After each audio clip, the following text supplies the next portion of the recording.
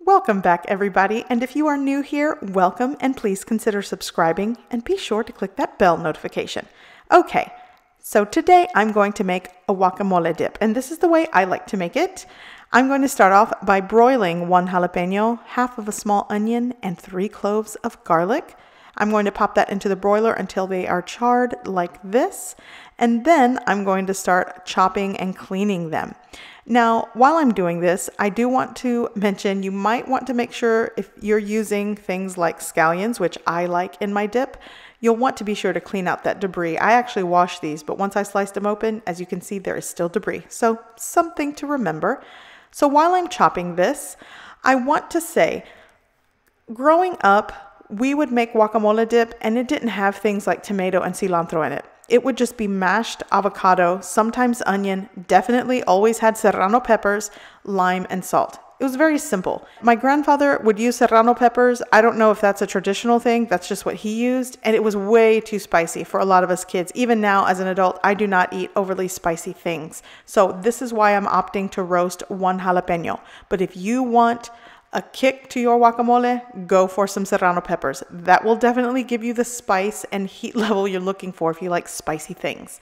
Okay, so I wanted to show you, now that I'm going to chop up my roasted jalapeno, I am going to oil my hands. You could definitely just use some kitchen gloves, but I find putting oil all over the skin that will be touching the jalapeno helps wash off later so I'm not rubbing and burning my eyes.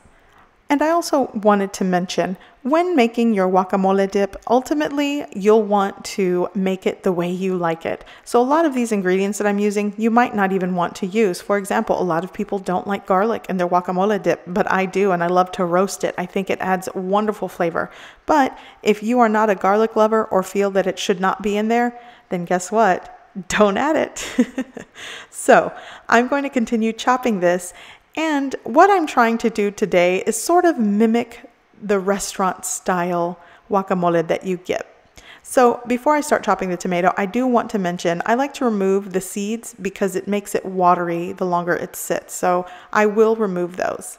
So while I'm continuing to chop ingredients, I wanted to show you. So the inspiration behind making guacamole today is because I recently went to have lunch with a friend and we ordered that tableside guacamole and it's so delicious and I just wanted to recreate it at home. I honestly think the best part of the meal was the tableside guacamole. Okay, so I'm going to continue making this and here I have small Hass avocados. I will be using 4 in this recipe and I'm going to mash them all up, but I'll save 1 to dice up into chunks just to give a textural difference and look to the dip. So after I start mashing the avocado, I am going to add the juice of 1 medium lime, salt to taste, and then I will also be adding all of those roasted vegetables, chopped veggies, the tomato, the jalapeno, the onion, the garlic, and I will also be adding some fresh cilantro. Basically, the ratio of these ingredients is up to your preference. The guacamole of your dreams awaits you. The only thing holding you back is your imagination. Add what you like, take away what you don't. It's as simple as that. So I'm going to continue making this and I'm going to speed things up a bit.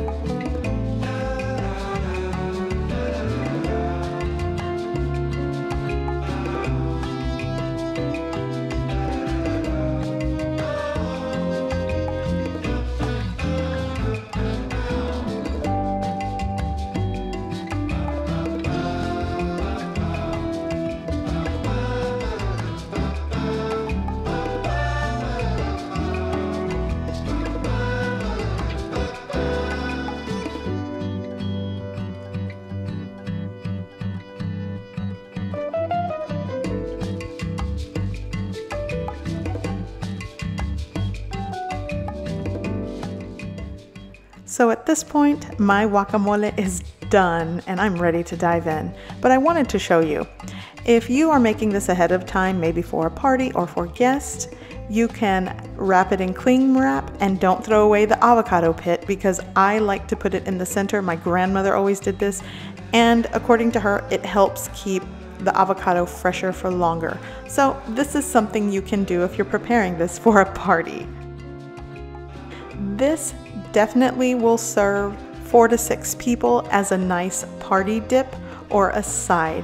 So I hope you guys enjoyed the video. Please subscribe, please click the bell notification and join me for more videos.